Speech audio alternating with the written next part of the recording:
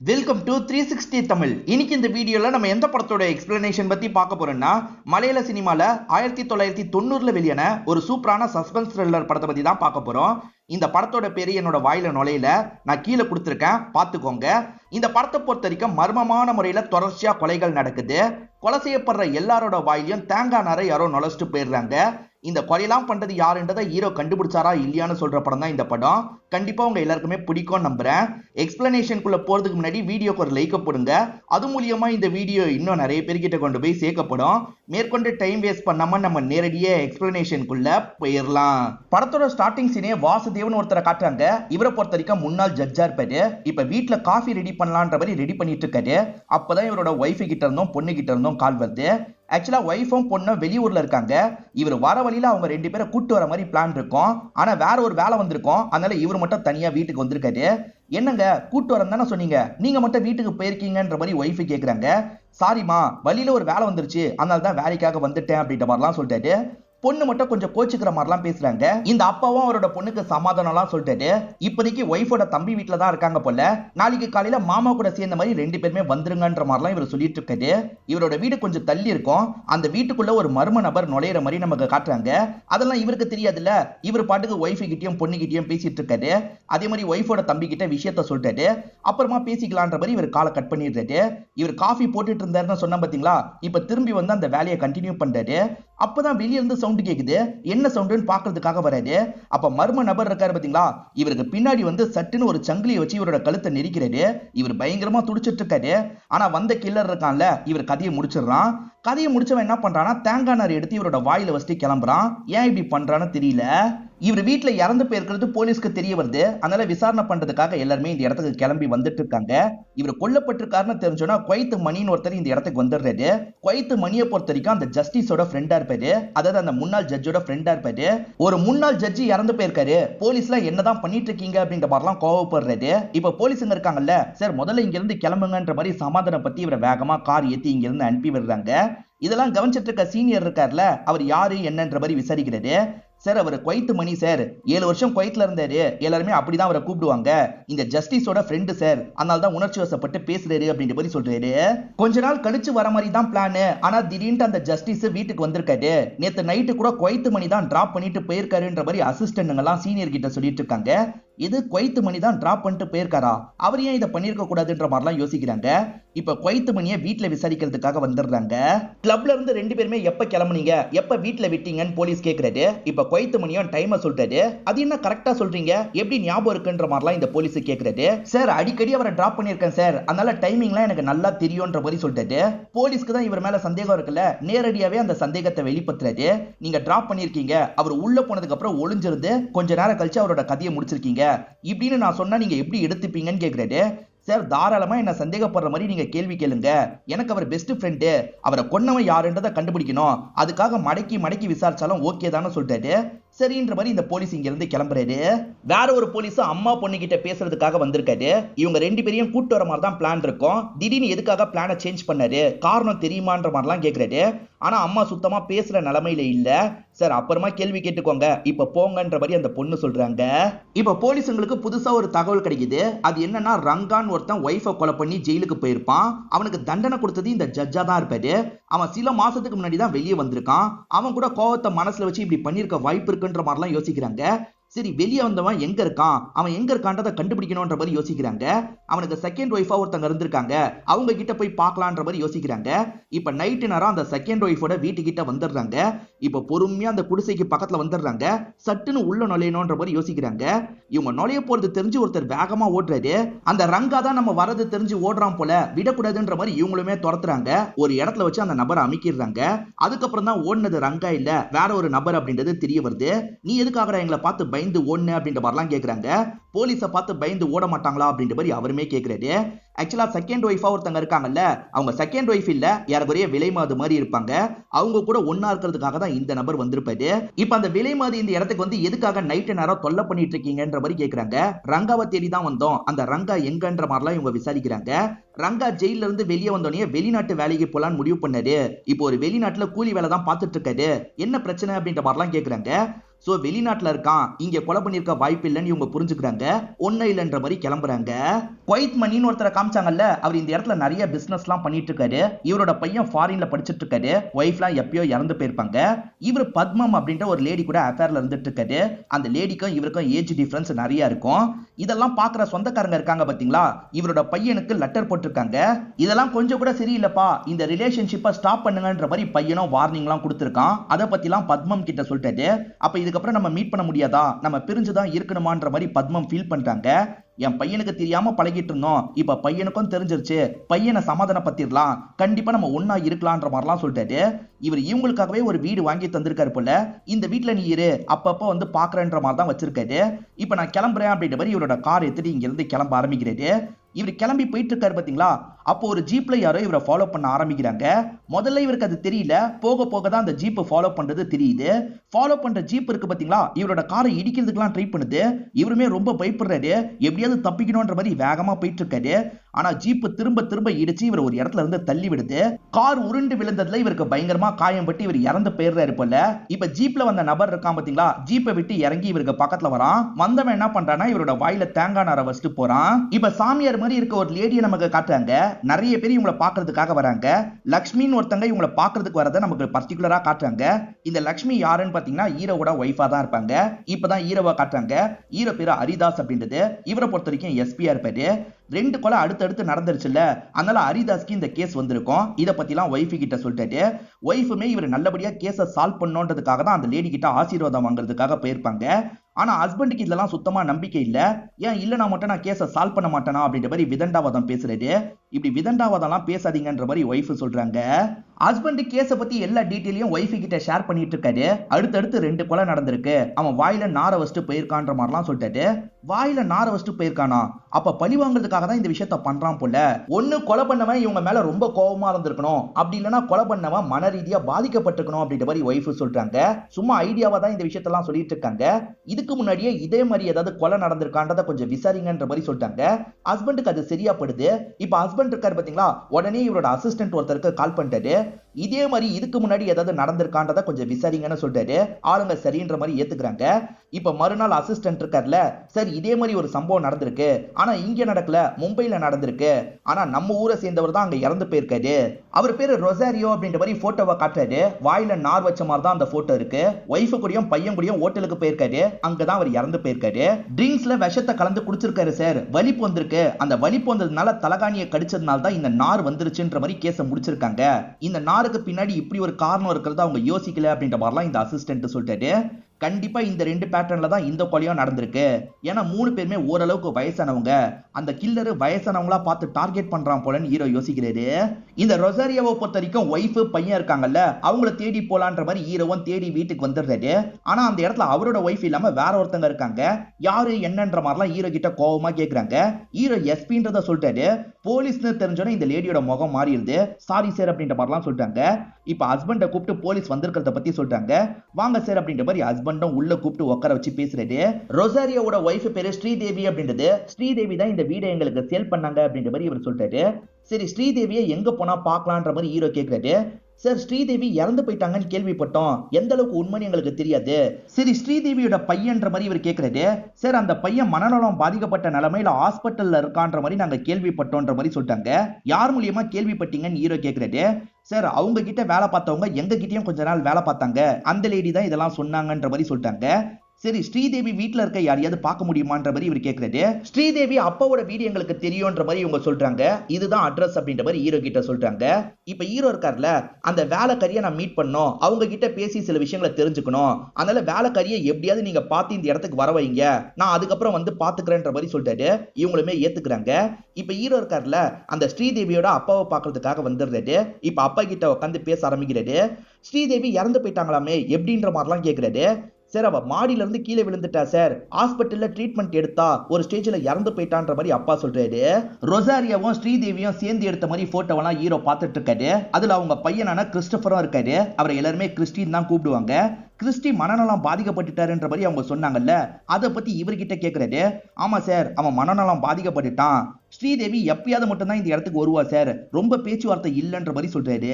முதல்ல மாப்பிள்ளை இறந்து போனாரு, அதுக்கப்புறம் பொண்ணு இறந்து போனா, இப்ப பேரனும் இந்த நிலைமையில இருக்கான்ற மாதிரிலாம் இவர் ஃபீலிங்கா சொல்லிட்டாரு. ஹீரோவும் ஆறுதல் சொல்லிட்டு இங்க இருந்து கிளம்புறாரு. ஆக்சுவலா அந்த கப்புல வேலைக்காரியை வர வைக்க சொன்னார்ல, அவங்களுமே வர வச்சிருக்காங்க. இப்ப ஹீரோவும் அந்த வேலைக்காரியை பாக்குறாரு. இவர் போலீஸ்ன்றதை வெளிப்படுத்துறாரு. நம்ம வெளியே போய் பேசிக்கலான்ற மாதிரி இவங்களை வெளியே கூட்டு வந்துடுறாரு. அதாவது இந்த கப்பல் முன்னாடி பேச வேணான்ற மாதிரி வெளியே கூட்டு வந்துடுறாரு. அந்த கிறிஸ்டி ஆள் எப்படின்ற மாதிரி இவர் கேட்கிறாரு. சார், கிறிஸ்டி ஸ்கூல் படிக்கிற வரைக்கும் ரொம்ப அமைதியான பையனா தான் இருந்தான். காலேஜ் சேர்ந்ததுக்கு அப்புறம் நிறைய பசங்க கூட சேர்ந்து கெட்டு போயிட்டான். ட்ரக் அடிக்ஷன்லாம் ஏற்பட்டுச்சு. அம்மா கிட்ட ரொம்ப மோசமாலாம் பேசினான் அப்படின்ற மாதிரி சொல்லிட்டாங்க. அப்படி என்ன பேசினான்ற மாதிரி இவர் கேட்கிறாரு. இவங்களுமே ஒரு இன்சிடென்ட்டை சொல்ல ஆரம்பிக்கிறாங்க. ஹஸ்பண்டான ரொசாரியா இறந்து போயிட்டாரு பாத்தீங்களா, அதுக்கப்புறம் தான் அந்த சம்பவம் நடந்திருக்கும். அம்மா ஸ்ரீதேவி இருக்காங்கல்ல, ரிச்சுவல் பண்றதுக்கு வான பையனை கூப்பிடுறாங்க. நான் எதுக்கு ரிச்சுவல் பண்ணோம், அவர் ஒன்னும் என்னோட அப்பா கிடையாதுன்ற மாதிரி சொல்லிட்டாரு. ஏன்டா இப்படி பேசுற, அவர் தான் உன்னோட அப்பான்ற மாதிரி சொல்லிட்டாங்க. நீங்க போய் சொல்றீங்க, அவர் ஒன்னும் என்னோட அப்பா கிடையாதுன்ற மாதிரி இவர் பயங்கர கோபமா பேசுறாரு. அப்பதான் இந்த வேலைக்காரி வந்திருப்பாங்க, சமாதானம் பத்தி இருப்பாங்க. ஸ்ரீதேவி எப்படி மாடியில இருந்து கீழே விழுந்தாங்க அப்படின்ற மாதிரி இவர் கேட்கிறாரு. சார், ஹஸ்பண்ட் இறந்த கவலையில இருந்தாங்க சார், அடிக்கடி தூக்க மாத்திரைலாம் எடுத்தாங்க. அப்படி தெரியாம ஸ்லிப் ஆகி கூட விழுந்திருக்க வாய்ப்பு இருக்கு. அப்படி இல்லைன்னா பையன் கூட தள்ளி விட்டுருக்க வாய்ப்பு இருக்கு. ஏன்னா பையன் தான் தள்ளி விட்டான்ற மாதிரி ஊர்ல நிறைய பேர் பேசிக்கிட்டாங்கன்ற மாதிரி இந்த வேலைக்காரி சொல்றாங்க. ஹாஸ்பிட்டல்லயே நீங்க கூட இருந்து பாத்துக்கிட்டீங்களான்ற மாதிரி கேட்கிறாரு. சார், ஹாஸ்பிட்டல்ல அந்த கிறிஸ்டி இருந்தா, கிறிஸ்டி முன்னாடி அவங்கள பாத்துக்கிறதுல எனக்கு விருப்பம் இல்ல, அதனால நான் என்னோட வேலையை விட்டுட்டேன்ற மாதிரி இந்த லேடி சொல்றாங்க. இப்ப இவருமே ஹாஸ்பிட்டல்ல விசாரிக்கிறதுக்காக வந்துடுறாரு. கூட இருந்து பர்டிகுலரா ஒரு நர்ஸ் தான் பார்த்திருப்பாங்க. அந்த நர்ஸுக்கு எல்லாமே தெரியும்னு நினைக்கிறாரு. நர்ஸ் கிட்ட என்ன நடந்தது கொஞ்சம் சொல்லுங்கன்ற மாதிரிலாம் கேட்கிறாரு. இவங்களுமே சொல்ல ஆரம்பிக்கிறாங்க. நீங்க மாடியில இருந்து தவறி விழுந்ததுக்கு எல்லாருமே என்ன பிளேம் பண்ணிட்டு இருக்காங்க, என் பையன் தான் இப்படி பண்ணிட்டான்னு எல்லார்கிட்டயும் நீங்க தானே சொன்னீங்கன்ற மாதிரிலாம் கேட்கிறாரு. நான் ஏன்பா அப்படி சொல்ல போறேன்ற மாதிரி அம்மா கேட்கிறாங்க. இல்லம்மா, நீங்க தான் இப்படி சொல்லியிருக்கீங்கன்ற மாதிரி இவர் பயங்கரமா சண்டை போடுறாரு. கத்தி கத்தி பேசுறாரு. அப்ப இந்த நர்ஸ் வந்துடுறாங்க. இப்படி கத்திலாம் பேசக்கூடாது, வெளியே போங்கன்ற மாதிரி இவர் அனுப்பி விடுறாங்க. அம்மாவை கூட இருந்து இவங்க நல்ல விதமா பாத்துக்கிறாங்க. 1 மணி நேரத்துக்கு ஒரு தடவை தான் அம்மாவை பாக்குறதுக்காக போவாங்க. அந்த மாதிரி பாக்குறதுக்காக வரும்போது அவன் இருக்கான் பாத்தீங்களா, அந்த ரூமை விட்டு பதட்டமா ஓடிட்டு இருக்கான். இவன் எதுக்காக ரூமை விட்டு பதட்டமா ஓடிட்டு இருக்கான்ற மாதிரி இவங்க கவனிக்கிறாங்க. பெருசா எடுத்துக்காம இவங்களை பாக்குறதுக்காக ரூம்குள்ள நுழையிறாங்க. பார்த்தா ஸ்ரீதேவியோட ஆக்சிஜன் மாஸ்கை யாரோ எடுத்திருக்காங்கன்னு தெரிய வருது. அந்த பையன் தான் இதை பண்ணிட்டு போயிருக்கான் போலன்ற மாதிரி நர்ஸ் யோசிச்சிருப்பாங்க. இதை கேட்டுட்டு இருக்க ஹீரோ ஷாக் ஆயிடுறாரு. உடனே போலீஸ் கிட்ட சொல்ல வேண்டியதுதானன்ற மாதிரி கேக்குறாரு. சார், நான் போலீஸ் கிட்ட சொல்ல, ஹாஸ்பிட்டல்ல இருக்க எல்லா டாக்டர்ஸ் கிட்டயும் சொன்னேன். அதனால தான் அந்த பையனை புடிச்சு மென்டல் ஹாஸ்பிட்டல்ல சேர்த்து விட்டாங்க சார். அவன் மனதளவுல பாதிக்கப்பட்டு தான் இப்படி பண்ணிருக்கான் போலன்ற மாதிரி சொல்றாங்க. எந்த மென்டல் ஹாஸ்பிட்டல்ல சேர்த்து விட்டாங்கன்னு இந்த நர்ஸுக்கு தெரியல. ஆளுங்களை இவர் விசாரிக்க சொல்லியிருப்பாரு. விசாரிச்ச அசிஸ்டன்ட் எந்த ஹாஸ்பிட்டல்ல அவரை சேர்த்திருக்காங்கன்றத கண்டுபிடிச்சிடுறாங்க. ஆக்சுவலா சர்ச் நடத்துற மாதிரி ஹாஸ்பிட்டல் இருக்கும் பாத்தீங்களா, அந்த மாதிரி ஒரு ஹாஸ்பிட்டல்ல தான் சேர்த்து விட்டுருப்பாங்க. அங்க ஃபாதரா இருக்கவரும், ஆமா இந்த இடத்துல தான் அவன் சேர்ந்தான், கொஞ்ச மாசத்துலயே நிறைய இம்ப்ரூவ்மெண்ட்லாம் இருந்தது, திடீர்னு காணாம போயிட்டான்ற மாதிரி சொல்லிட்டு, காணாம போயிட்டா போலீஸ் ஸ்டேஷன்ல இன்ஃபார்ம் பண்ணோம்ல, அப்படி எதுவுமே இவர் பண்ணாம இருந்திருப்பாரு. அது எப்படி சார் இன்ஃபார்ம் பண்ணாம இருப்பீங்கன்ற மாதிரி இவர் பயங்கரமா கோவப்படுறாரு. இங்க இருந்து தப்பிச்சுதான் கிறிஸ்டி 2 கொலை பண்ணிருக்கான்ற மாதிரி ஹீரோ யோசிக்கிறாரு. இப்ப கிறிஸ்டியோட போட்டோவை நியூஸ்ல போட சொல்லிடுறாரு. அதே மாதிரி பெரியவங்களாம் வீட்டை விட்டு தேவையில்லாம வெளியே வராதீங்க, கொஞ்சம் கவனமா வீட்டுல இருங்கன்ற மாதிரி சொல்லியிருப்பாரு. நியூஸ்ல அந்த மாதிரிலாம் சொல்லிட்டு இருக்காங்க. இத ஒய்ஃபும் இவரும் சேர்ந்து பாக்குறாங்க. ஒய்ஃப் கிளப்ல ஒரு மீட்டிங் இருக்கு போலான்ற மாதிரி சொல்றாங்க. நான் கண்டிப்பா வரணுமான்னு கேக்குறாரு. எங்க கண்டிப்பா நீங்க வரணும், வாரியர்னு ஒரு குருஜி அந்த இடத்துக்கு வராரு. அந்த குருஜி கிட்ட நிறைய ஸ்பெஷாலிட்டி இருக்குங்க, நடக்க போறத முன்கூட்டியே சொல்லுவாரு, நடந்ததை பத்தி கரெக்டா சொல்லுவாருன்ற மாதிரிலாம் ஒய்ஃப் சொல்றாங்க. ஹஸ்பண்டுக்கு இதுல நம்பிக்கை இல்ல, இருந்தாலும் ஒய்ஃபை கூப்பிடுறதுனால போலான்னு யோசிக்கிறாரு. அப்பன்னு பார்த்து இவருக்கு ஃபோன் கால் வருது. பார்த்தா ஒரு ரிட்டையர் போலீஸ் தான் பேசுறாரு. நான் இன்னைக்கு வாக்கிங் போயிட்டு இருந்தேன், என் பின்னாடியே ஒருத்தன் வந்தான், நீங்க தேடுறது அவன் தான் நினைக்கிறேன், இந்த மாதிரி ஆளுங்களெல்லாம் வெளியே விடாதீங்க, சீக்கிரமா பிடிக்கிற வழியை பாருங்கன்ற மாதிரி சொல்றாரு. சரி சார், இதுக்கப்புறம் இந்த மாதிரி நடக்காது, நான் வேணா வீட்டுக்கு கான்ஸ்டபிள போடுறேன்னு சொல்றாரு. இல்ல நானே போலீஸ், நான் என்ன பார்த்துப்பேன்னு சொல்றாரு.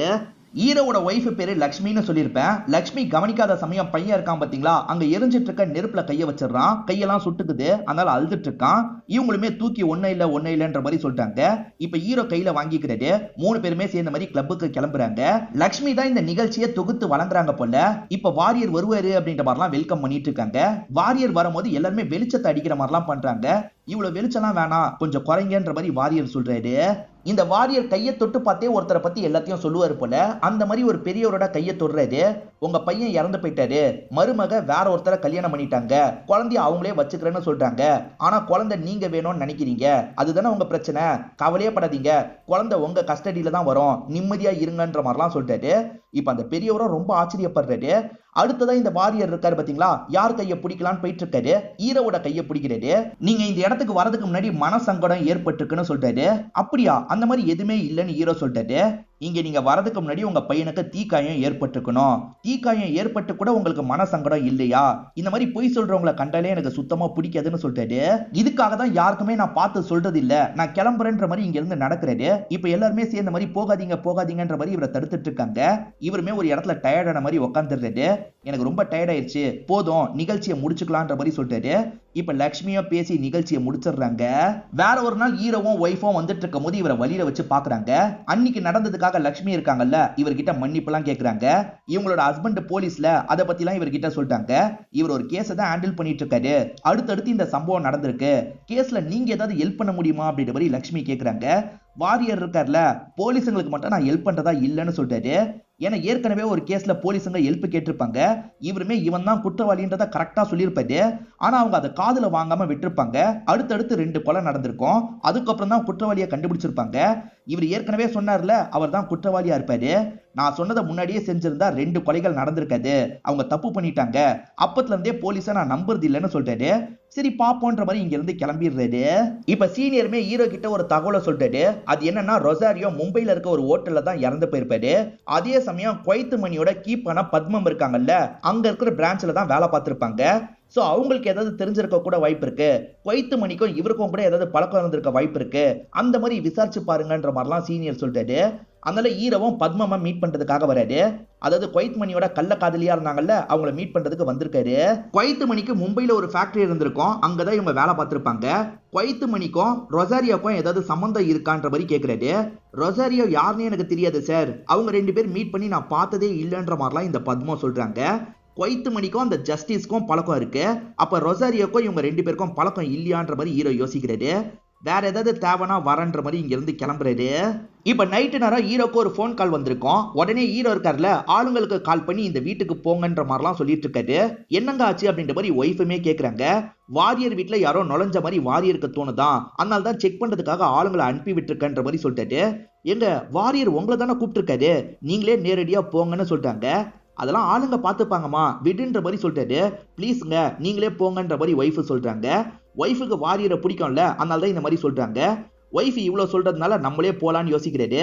ஆளுங்க போறதுக்கு முன்னாடியே இவர் போலாம், ஏன்னா பக்கத்துல தான் அந்த இடம் இருக்கு. அதனால இவருமே கிளம்பி அந்த இடத்துக்கு வந்துடுறாரு. இப்ப கதவை தட்டுறாரு. வாரியர் தான் கதவை திறக்கிறாரு. சார், இன்னும் கூட அவன் மாடியில இருக்கிற மாதிரி தான் எனக்கு தோணுது, நீங்க மாடியில போய் பாக்குறீங்களான்னு கேக்குறாரு. நான் பாத்துக்கிறேன்ற மாதிரி ஹீரோவும் ஏத்துக்கிறாரு. ஹீரோ கிட்ட கன் இருக்கு, அந்த கன் எடுத்துட்டு பொறுமையா மாடியை நோக்கி வந்துட்டு இருக்காரு. அப்படி இவர் வரும்போது அங்க இருந்து யாரோ ஓடுறாங்க. இவரும் பிடிக்கணும்ன்றதுக்காக எகிரி குதிச்சு ஓட ஆரம்பிக்கிறாரு. அவன் செம்ம வேகமா ஓடிட்டு இருக்கான். நம்ம ஹீரோ பிடிக்க முடியாம ஒரு இடத்துல மிஸ் பண்ணிடுறாரு. இப்பதான் இவரோட ஆளுங்க இந்த இடத்துக்கு வராங்க.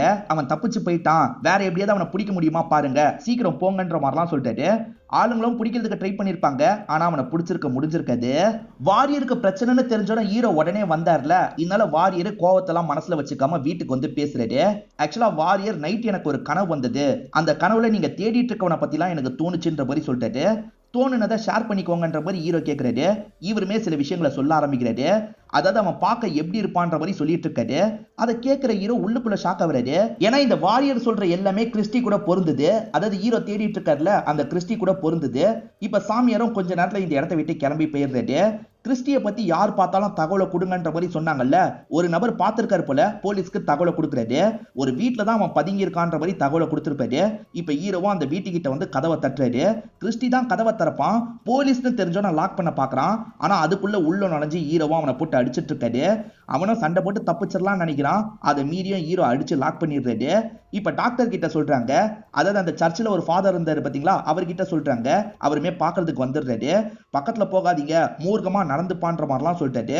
ஆனா அவனும் இந்த செயினை கழட்டி விடுங்கன்ற மாதிரிலாம் கேட்கிறான். ஹீரோ மட்டும் தைரியமா பக்கத்துல வந்துடுறாரு. செயினை கழட்டி விடுவேன், ஒழுங்கா இருக்கணும்னு சொல்லிட்டாரு.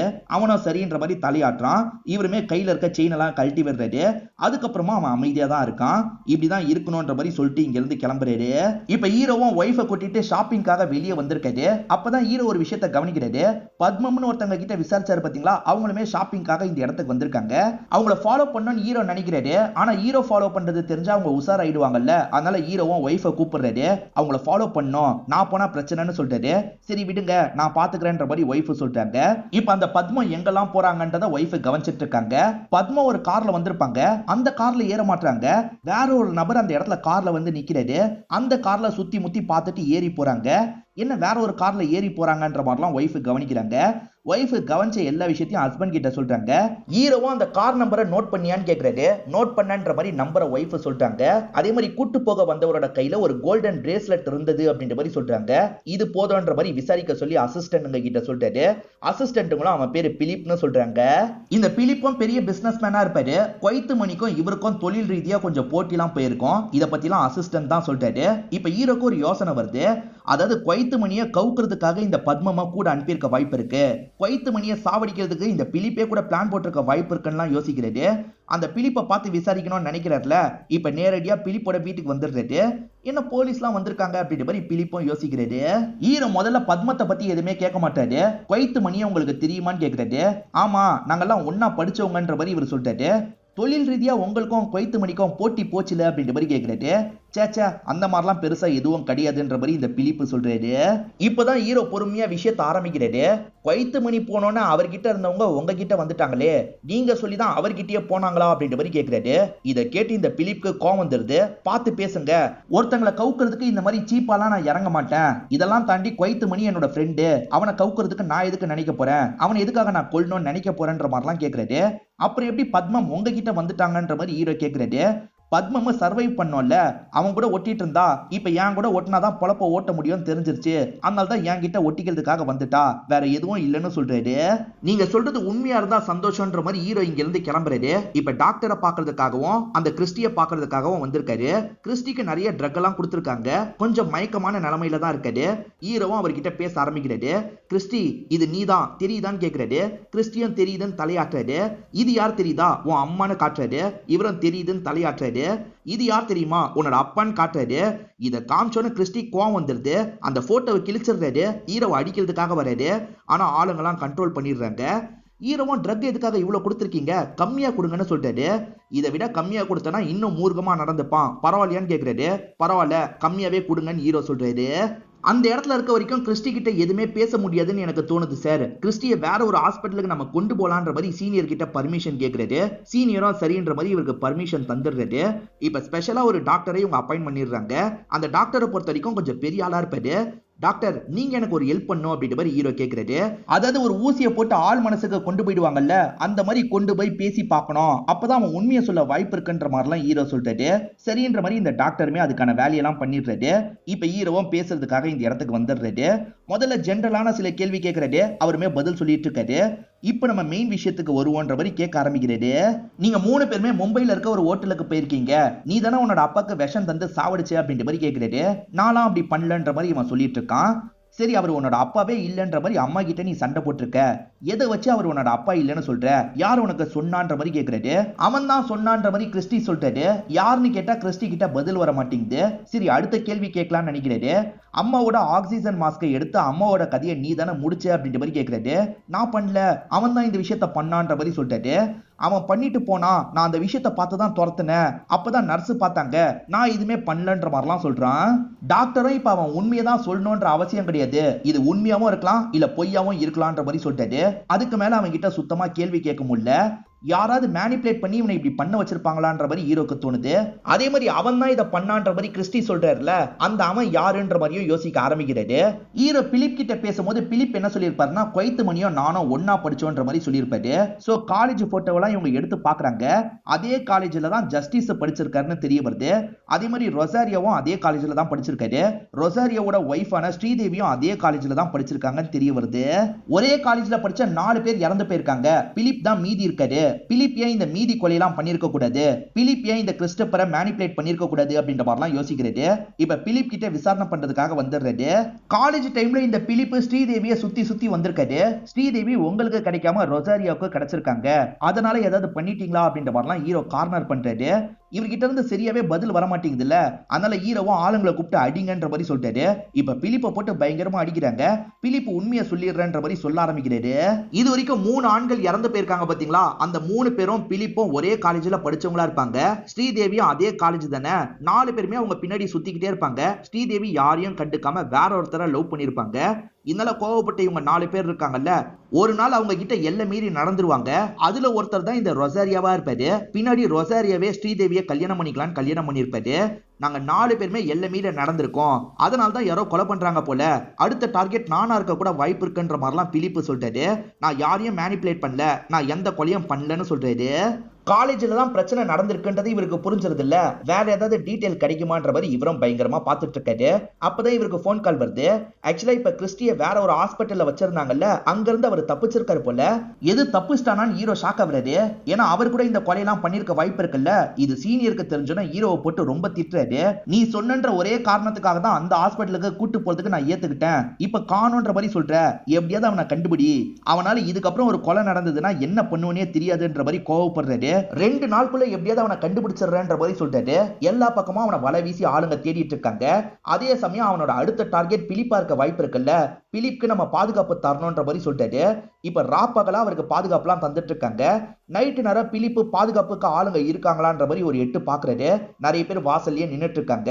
இப்ப பிலிப்பும் படுக்கலான்ற மாதிரி படுக்கிறதுக்காக வந்துடுறாரு. பிலிப்க்கு பயத்துல தூக்கமே வர மாட்டேங்குது. முழிப்பு வந்ததுனால தண்ணி குடிக்கலான்ற மாதிரி தண்ணி குடிக்கிறதுக்காக வராரு. அவர் தண்ணி குடிச்சிட்டு இருக்கும் போது யாரோ பின்னாடி வந்து அட்டாக் பண்றாங்க. அதாவது கில்லர் ஏற்கனவே இவரோட வீட்டுல தான் ஒளிஞ்சிருந்திருக்கான் போல. இப்ப இவர் அட்டாக் பண்றான். இவர் வலியால துடிக்கிறாரு பாத்தீங்களா, அந்த சவுண்ட் வெளியே இருக்க போலீஸ்க்கு கேட்டுது. போலீஸும் அந்த கில்லர் வந்துட்டான் போல அமுக்கணும்ன்ற மாதிரி உள்ள வந்துட்டு இருக்காங்க. கில்லருமே இங்க இருந்து தப்பிச்சு ஓடிட்டு இருக்கான். ஹீரோ பிடிக்கணும்ன்ற மாதிரி பின்னாடியே ஓடிட்டு இருக்காரு. வேற வழி இல்லாம ஷூட் பண்றாரு. கில்லர் பொத்துன்னு கீழே விழுந்துடுறான். இவரும் கில்லரை திருப்பி பார்க்கலாம்னு நினைக்கிறாரு. பார்த்தா வாரியர் தான் அந்த இடத்துல இருக்காரு. நமக்கு வாரியர்னு ஒரு சாமியாரை காட்டுவாங்க பாத்தீங்களா, அந்த சாமியார் தான் இந்த விஷயத்த பண்ணிருக்காரு. ஏன் பண்ணிருக்காருன்ற மாதிரி கேள்வி வரும் பாத்தீங்களா, சாமியாரே சில விஷயங்களை சொல்ல ஆரம்பிக்கிறாரு. அப்பதான் நடந்த விஷயத்த நமக்கு காட்டுறாங்க. ஆக்சுவலா ஸ்ரீதேவி வேற ஒருத்தரை லவ் பண்ணதா அந்த 4 பேர் சொன்னாங்கல்ல, ஸ்ரீதேவி லவ் பண்ணதே இந்த வாரியரை தான். இவங்க 2 பேருமே பயங்கரமா லவ் பண்ணிட்டு இருந்திருப்பாங்க. இந்த டைம் அவங்க 4 பேர் ஸ்ரீதேவி பின்னாடி சுத்தி சுத்தி வருவாங்க. ஆனா ஸ்ரீதேவி அந்த 4 பேரையும் கொஞ்சம் கூட கண்டுக்கவே மாட்டாங்க. அந்த 4 பேருக்குமே பயங்கரமா கோவம் வருது. ஸ்ரீதேவியும் வாரியரும் கல்யாணம் பண்றதுக்கு முடிவு பண்ணிருக்காங்கல்ல, பார்ட்டி தரோம் வாங்கன்ற மாதிரி அவனுங்க 4 பேருமே கூப்பிட்டுருப்பாங்க. இவங்களுமே அந்த இடத்துக்கு வராங்க. அவனுங்க 4 பேருமே விளையாட்டா இவர் மேல சரக்கடிக்கிறாங்க. அப்படி விளையாட்டுக்கு பண்ணவங்க போக போக இவர்கிட்ட ரொம்ப மோசமா நடந்துக்கிறாங்க. ஒரு ஸ்டேஜ்ல இவரை லாக் பண்ணிட்டு இருக்காங்க. அதே சமயம் ஸ்ரீதேவியை லாக் பண்ணி ஒன்னா இருக்கிறதுக்கு ட்ரை பண்றாங்க. இந்த வாரியர் யாரையாவது கத்தியாவது வர வைக்கலாம்னு நினைக்கிறது. இவர் கத்தக்கூடாதுன்றதுக்காக இவங்களுமே பக்கத்துல இருக்க தேங்காய் நாரை எடுத்து இவரோட வாயில வச்சு விடுறாங்க. அதனாலதான் இவரும் அதே மாதிரி வச்சு விட்டு எல்லாரையும் கொல்லலாம் பண்ணிருப்பாரு. இந்த வாரியரை பொறுத்த வரைக்கும் நொண்டி நொண்டி தான் நடப்பாரு. எல்லாரையும் ஏமாத்துறதுக்காக தான் அந்த மாதிரி நொண்டி நொண்டி நடந்திருப்பாரு. இதை தாண்டி வாரியர் வீட்டுல யாரோ நுழைஞ்ச மாதிரி வாரியர் வேணும்ட்டே ஆளை வச்சு டிராமா தான் பண்ணிருப்பாரு. ரொசாரியோ உன்னோட அப்பாவே இல்லன்ற மாதிரி கிறிஸ்டியை இவர் தான் மேனிபுலேட் பண்ணிருப்பாரு. கிறிஸ்டி அங்கிருந்து தப்புஸ்டான்னு தெரிஞ்சோட அந்த டைம்ல கொலை பண்ணலான்ற மாதிரி பக்காவா பிளான் பண்ணி கொலை பண்ணிருப்பாரு. இவர் கண் முன்னாடியே ஸ்ரீதேவிக்கு அந்த மாதிரி நடந்துருச்சுல்ல, இவர் மென்டலா பாதிக்கப்பட்டிருப்பாரு. கொஞ்ச நாள் கழிச்சு ஸ்ரீதேவி பேசுறதுக்காக வந்திருப்பாங்க. கல்யாணம் பண்ணிக்கலான்ற மாதிரிலாம் கேட்டிருப்பாங்க. ஆனா இவர் கல்யாணம் பண்ற மனநிலையில இல்லல்ல, காப்பாற்ற முடியாத ஒரு விரக்தியில இருப்பாரு. எதுவுமே பேசாம அவங்களை அனுப்பி விடுறாரு. அதுல இருந்து கொஞ்ச நாள்ல அவங்க இருக்காங்கல்ல, ரொசாரியோவை கல்யாணம் பண்றதுக்கு முடிவு பண்ணிருப்பாங்க. ரொசாரியோ நானே கல்யாணம் பண்ணிக்கிறேன், கல்யாணம் பண்ணிக்கோன்ற மாதிரி கேட்டிருப்பாரு. ஸ்ரீதேவியும் கல்யாணம் பண்ணிக்கலான்னு கல்யாணம் பண்ணிருப்பாங்க. இதெல்லாம் தெரிஞ்சோன்னா இவர் இன்னும் உடஞ்சு போயிடுவாரு. இவர் மென்டலா பாதிக்கப்பட்டதுனால வெளியூருக்கு போய் ட்ரீட்மெண்ட்லாம் எடுத்திருப்பாரு. அதுக்கப்புறம் இவர் சாமியாரா கொஞ்சம் கொஞ்சமா மாறி இருப்பாரு. திரும்பி இந்த ஊருக்கு வந்து பார்க்கும் போது எல்லாருமே நல்லபடியா இருக்கிறது இவருக்கு தெரிஞ்சிருக்கும். இதனால இவருக்கு ரொம்ப கோவம் வந்திருக்கும். எல்லாரையும் ஏதாவது பண்ணணும்னு நினைச்சிருப்பாரு. ஸ்ரீதேவி உட்பட எல்லாரையும் காலி பண்ணணும்னு நினைச்சிருப்பாரு. ஸ்ரீதேவியை காலி பண்ணதும் இவர் தான். ஆனா ஸ்ரீதேவியோட வாயில மட்டும் அந்த நாரை வச்சிருக்க மாட்டாரு. ஹீரோ அந்த காலேஜை பத்தி விசாரிச்சாருன்னு சொன்ன பாத்தீங்களா, அப்படி விசாரிக்கும் போதே அந்த ஸ்ரீதேவியோட லவ்வர் யாருன்றதை கண்டுபிடிச்சிருப்பாரு. சோ லவ்வர் இவர் தான் ஏதாவது பண்ணிருக்க வாய்ப்பு இருக்குன்றதெல்லாம் கெஸ் பண்ணிருப்பாரு. கிறிஸ்டி காணாம போயிட்டான்ற மாதிரி ஆளுங்க சொன்னாங்க பாத்தீங்களா, அது எல்லாமே செட்டப்பா இருக்கும். ஹீரோ தான் வேணும்ட்டே கிறிஸ்டியை ஒரு இடத்துல மறைச்சு வச்சிருப்பாரு. இப்ப கிறிஸ்டியை இந்த இடத்துக்கு வர வைக்கிறாரு. கிறிஸ்டியை ஒரு நார்மல் நிலைமைக்கே கொண்டு வந்துட்டாரு. நம்ம பண்ற கொலையோட பழிலாம் கிறிஸ்டி மேல போயிடும்ன்ற மாதிரி தான் இந்த பெரியவர் நினைச்சிருப்பாரு. கிறிஸ்டி நம்ம கிட்ட இருக்கிற வரைக்கும் இவர் கொலை பண்ண மாட்டாருன்னு ஹீரோக்கு தெரிஞ்சிருக்கும். அதனால தான் கிறிஸ்டி தப்பிச்சு போயிட்டான்ற மாதிரி டிராமா பண்ணிருப்பாரு. இவர் நினைச்ச மாதிரியே அந்த பெரியவர் கொலை பண்றதுக்கு வந்திருப்பாரு. என்ன பிலிப்பை காப்பாத்தி பிடிக்கலாம்னு நினைச்சிருப்பாரு. பிலிப்பை சாக விட்டு தான் பிடிச்சிருப்பாரு. நல்லா மேனிபுலேட் பண்ணி நம்ம லைஃபையே காலி பண்ணிட்டானே அப்படின்ற மாதிரி கிறிஸ்டிக்கு கோவம் வருது. இந்த பெரியவரை அடிக்கிற மாதிரிலாம் வந்துட்டு இருக்காரு. ஹீரோ தான் சமாதானம் பத்துறாரு. கிளம்புன்ற மாதிரிலாம் இங்க இருந்து அனுப்பி வைக்கிறாரு. இந்த பெரியவர் மாட்டிக்கிட்டாருன்ற மாதிரி நமக்கு காட்டுறாங்க. நைட்டு நேரம் ஒய்ஃபும் இவரும் இதை பத்தி பேசிட்டு இருக்காங்க. அடுத்த குழந்தைக்கு பிளான் பண்ணலாமா அப்படின்ற மாதிரி ஹஸ்பண்ட் கேட்டு சிரிக்கிறாரு. ஒய்ஃபும் சிரிக்கிறாங்க. இதோடைய படத்தை முடிச்சிடுறாங்க. இந்த படத்தோட கதை கண்டிப்பா உங்களுக்கு பிடிச்சிருக்கும் நம்புறேன். இந்த வீடியோ உங்களுக்கு பிடிச்சிருந்ததுன்னா லைக் பண்ணுங்க, கமெண்ட் பண்ணுங்க, மறக்காம 360 தமிழ் சேனலை சப்ஸ்கிரைப் பண்ணுங்க. தொடர்ச்சியா இந்த மாதிரி வீடியோக்கள் வந்துகிட்டே தான் இருக்கும்.